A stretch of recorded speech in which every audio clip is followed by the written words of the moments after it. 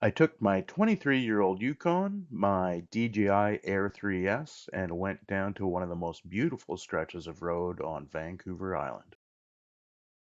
This is Ocean Boulevard at the Esquimalt Lagoon in beautiful Victoria, British Columbia.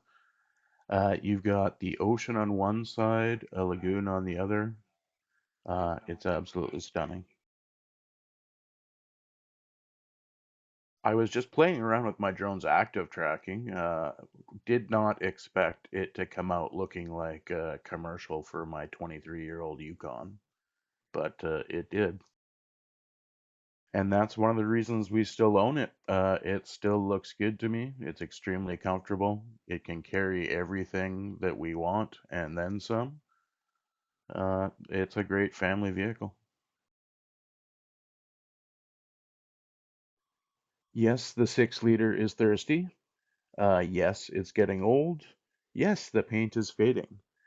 But replacing it with something that could do the same job would cost a small fortune. A lot of people think newer is better. This vehicle has convinced me that that is absolutely not the case. I think we'll keep driving this one for a while. I love it.